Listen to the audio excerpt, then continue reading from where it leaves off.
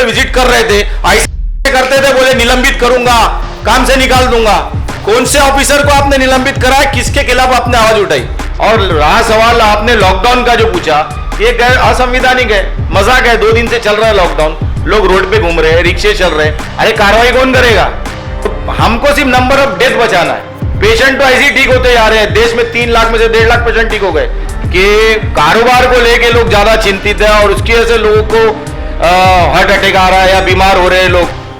तो मेरी आपसे रिक्वेस्ट है कि 2 टाइम का खाना मजदूरों को आप खिलाना चालू कीजिए आपके घर का। आपके घर का एड्रेस देते हैं हम कि जो भी मजदूर अगर भूखा है तो हमारे प्रथम नागरिक जिम्मेदार है और आप उनके घर पे जाके दोनों वक्त खाना खा सकते हैं। कोई भी दवाई की जरूरत हो, सर्दी बुखार खांसी कोई भी तकलीफ हो, वो आप हमारे महापौर के बंगले पे जाइए। उनका कंप्लीट एड्रेस और मोबाइल नंबर मैं सोशल मीडिया की तरफ से मां के माध्यम से आपको वायरल कर दूंगा। अगर अभी तक आपने द वॉइस को सब्सक्राइब नहीं किया है तो प्लीज़ अभी सब्सक्राइब करें। हेलो फ्रेंड्स, मैं फखरुद्दीन, द वॉइस न्यूज़ में आप सभी का स्वागत है। तो जिस तरीके से भिवंडी में कोरोना के जो संक्रमण है बढ़ते जा रहे हैं, ऐसा दिखाई दे रहा है, और जो केसेस है वो दिन पे दिन ज़्यादा निकलते जा रहे हैं। किसी दिन में 100 केस आ जा रहा है, किसी दिन 40 आ रहा है। और उसी बीच में आईजीएम में जिस तरीके से लापरवाही नज़र आ रही है कि किसी की डेथ हो जाती है तो 4 दिन तक बॉडी नहीं मिल रही है, और जो उनके जो पीपीई किट है वो यहाँ वहाँ एकदम पड़े हुए हैं। तो उसी बीच हम यहाँ पर शादाब उस्मानी के यहाँ आए हैं और इस बारे में राय लेने के लिए कि इसको रोका जाए तो किस तरीके से काम किया जाएगा, और जो कोविड हॉस्पिटल है उसमें क्या इम्प्रूवमेंट लाया जाएगा। देखिए, सबसे पहले इसमें जो प्रशासन की तरफ से जो जवाबदार व्यक्ति भिवंडी में नियुक्त किए गए हैं, खासतौर पे भिवंडी म्यूनिसिपल कमिश्नर और प्रांत अधिकारी जो हमारे भिवंडी से रिप्रेजेंटेटिव है सरकार में, ये दोनों का दायित्व बनता है कि आज ये जो महामारी का दौर चल रहा है, इसमें जो सिविल हॉस्पिटल हमारे शहर में प्रशासन के द्वारा बनाया गया है, तो उसमें जो फैसिलिटी है वो कंप्लीट अवेलेबल है कि नहीं है। 100 बेड का हॉस्पिटल हमने बनाया, उसमें से लगभग 30 से 35 ऑक्सीजन यूनिट ही चालू है, और आज अधिकतर जो डेथ हो रही है कोविड हॉस्पिटल में हमारे, वो ऑक्सीजन नहीं होने की वजह से नहीं हो रही है, वेंटिलेटर का बेड अवेलेबल नहीं होने की वजह से हो जा रही है। तो जो 100 बेड का जो हमने इक्विपमेंट लगाया हुआ है वो कंप्लीट नहीं है, सारी फैसिलिटी अवेलेबल नहीं है, इसकी वजह से नंबर ऑफ डेथ जो भी हो रही है।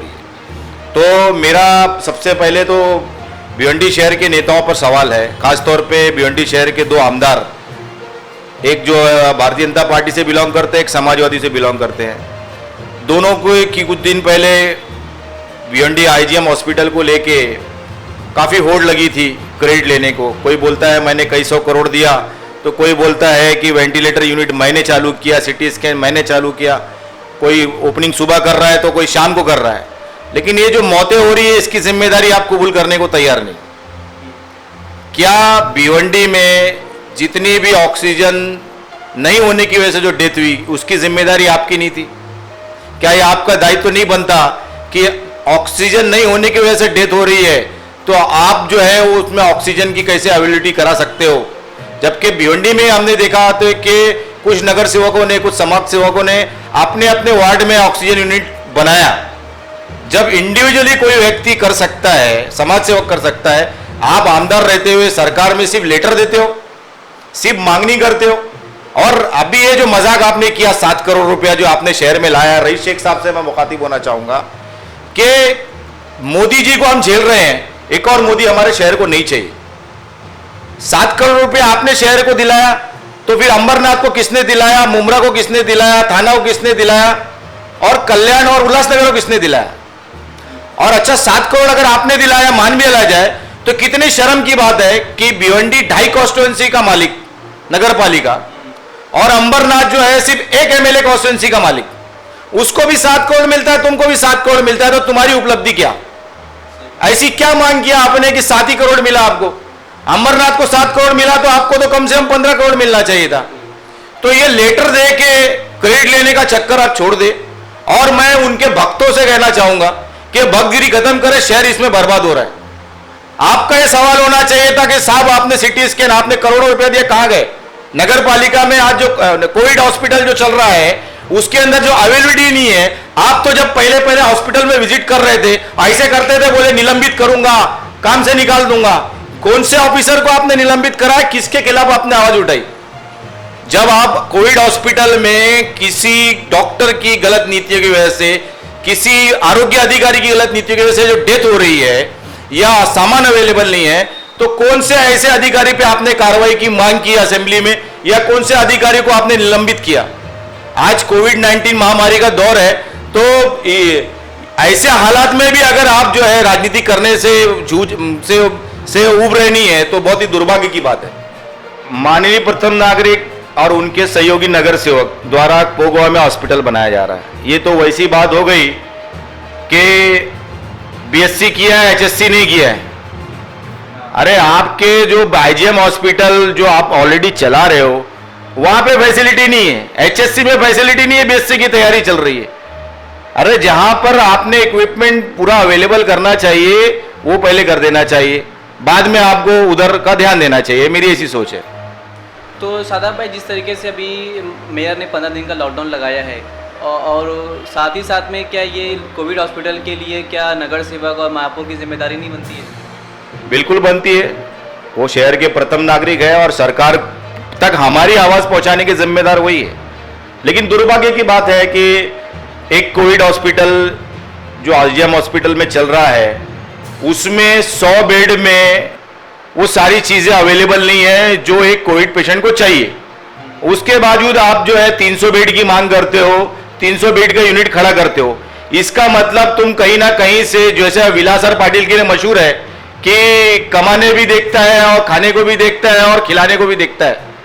ये मेरा खुला खुला आरोप है, क्योंकि जिस कांग्रेस ने विलासर पाटिल को मेयर बनाया, वही कांग्रेस माजी में कहती थी करप्शन का से भरपूर अगर कोई नेता है तो विलासर पाटिल है।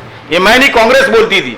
तो आज जो विलासर पाटिल कर रहे हैं, तो कांग्रेस के सिर्फ सिवाय बाबा बाउद्दीन के और कोई नगर सेवक आवाज नहीं उठा रहा है। क्या कांग्रेस ये मान चुकी है कि वो मेयर जो विलासर पाटिल है वो उनका मेयर है? तो ये मेरा सवाल है कि जो 300 बेड का हॉस्पिटल बनाने जा रहे हो, उसकी जरूरत अगर थी तो पहले 100 बेड हॉस्पिटल को कंप्लीट करते, आप पूरे सामान अवेलेबल करते। आप 300 बेड हॉस्पिटल वहां पे कलर कर रहे हो, रिपेयरिंग का काम चालू है। एक अरशद सिद्दीकी साहब, एक अच्छे इंसान ने डोनेट किया अपनी जगह फ्री में, ठीक है, वो बनने जा रहा है, लेकिन वो तो तात्पुरता है। लेकिन जो बन रहा है, बन चुका है, जहां पे इलाज हो रहा है, वहां सारी चीज अवेलेबल नहीं है, लोग मर रहे हैं। तो तुमको तो शर्म आनी चाहिए कि 20 लाख करोड़ जैसे मोदी जी ने दिखाया, हकीकत कुछ नहीं, वैसी मामला है। जो अवेलेबल नहीं है जहां पर चीजें इलाज की, हम तो उसकी बात करेंगे ना। 300 बेड की हम कल्पना भी कैसे कर सकते हैं कि वहां अच्छा इलाज हो सकता है। और रहा सवाल आपने लॉकडाउन का जो पूछा, ये असंवैधानिक है, मजाक है। 2 दिन से चल रहा है लॉकडाउन, लोग रोड पे घूम रहे हैं, रिक्शे चल रहे हैं। अरे कार्रवाई कौन करेगा? गाड़ी कोई चला रहा है, अननेसेसरी रोड पे घूम रहा है, आप जो है दुकानों को सील करो, प्रॉपर्टी को सील करो। जो लीगल प्रोसेस होता है उस पर आप कुछ कर नहीं पा रहे, इसलिए तो लॉकडाउन 1 लॉकडाउन 2 फेल हुआ तुम्हारा। संक्रमण नहीं फैलने के लिए लॉकडाउन 1 लॉकडाउन 2 किया था हमने, संक्रमण फैल गया, तो अब लॉकडाउन की जरूरत नहीं थी। अभी लॉकडाउन किया आपने। माननीय प्रथम नागरिक, आप सभी जानते हैं कि पिछले 3 महीने से चल रहे लॉकडाउन में शहर के समाज सेवकों ने, अच्छे इंसान ने पड़ोसियों का ख्याल रखा, खाना खिलाया। तो जितना पेंडेमिक होना था खाने को लेके, वो पेंडेमिक नहीं हुआ। लेकिन आज पूरे देश की सरकार ने, राज्य सरकार ने देखा कि कारोबार को लेके लोग ज्यादा चिंतित है और उसकी वजह से लोगों को हार्ट अटैक आ रहा है या बीमार हो रहे हैं, लोग बर्बादी की तरफ देश जा रहा है। इसके लिए अनलॉक 1 चल रहा है, फिर भी आपने लॉकडाउन किया। तो मेरी आपसे रिक्वेस्ट है कि 2 टाइम का खाना मजदूरों को आप खिलाना चालू कीजिए। आपके घर का एड्रेस देते हैं हम, आपका मोबाइल नंबर देते हैं मजदूरों को, 1-2 दिन में वायरल करना चालू कर देंगे। पूरे शहर की जनता से अपील है कि जो भी मजदूर अगर भूखा है तो हमारे प्रथम नागरिक जिम्मेदार है, और आप उनके घर पे जाके दोनों वक्त खाना खा सकते हैं। कोई भी दवाई की जरूरत हो, सर्दी, बुखार, खांसी, कोई भी तकलीफ हो, वो आप हमारे महापौर के बंगले पे जाइए। उनका कंप्लीट एड्रेस और मोबाइल नंबर मैं सोशल मीडिया की तरफ से, मां के माध्यम से आपको वायरल कर दूंगा। अभी मैं फिर भी बोलता हूं माननीय प्रथम नागरिक महापौर साहिबा से कि ये जो पैनिक दौर है, ये 15 से 20 दिन का दौर है, जिसमें बहुत ही तेज रफ्तारी से कोविड के पेशेंट हमारे सामने आएंगे। लेकिन ये पैनिक दौर में हमें पेशेंट की डेथ होने से बचाना है।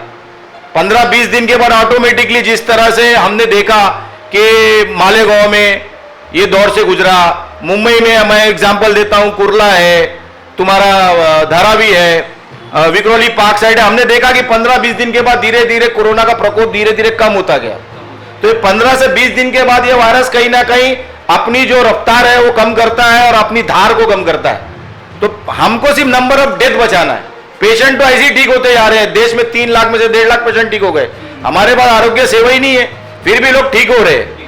तो इतना पैनिक होने की जरूरत नहीं है। पैनिक तो हमें होने की जरूरत है कि ये जो वायरल डिसीज से जो लोग मर रहे हैं, आमतौर पे जो लोग मर रहे हैं, वो उसका हमारे को ध्यान देना चाहिए कि आम डिसीज से क्यों लोग मर रहे हैं। इलाज नहीं होने की वजह से मर रहे हैं, तो कौन डॉक्टर जिम्मेदार है, कौन हॉस्पिटल जिम्मेदार है, आप उस पर कार्रवाई नहीं करते।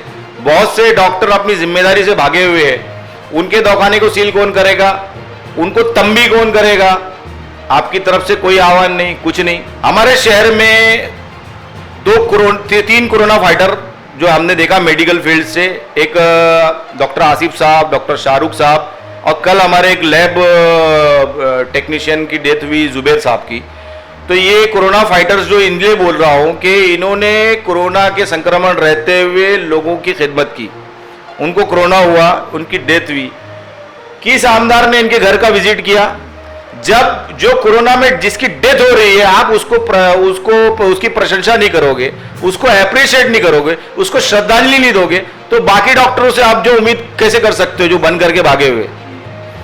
मतलब जो इस क्षेत्र में अपनी जान दे रहा है। आज डॉक्टर जो है एक दवाखाने में 25-25, 30-30 पेशेंट कम से कम एट प्रेजेंट रह रहे, वो बेचारा सोशल डिस्टेंसिंग का पालन नहीं कर पा रहा मजबूरी में कि क्लिनिक में बैठाने की जगह नहीं है उसके पास, और उसके बावजूद वो पेशेंट को देख रहा है पीपी किट लगा के, फेस मास्क लगा के। वो अपनी जान का, अपने परिवार होते हुए अपनी जान की फिक्र ना करते हुए वो ट्रीटमेंट कर रहा है।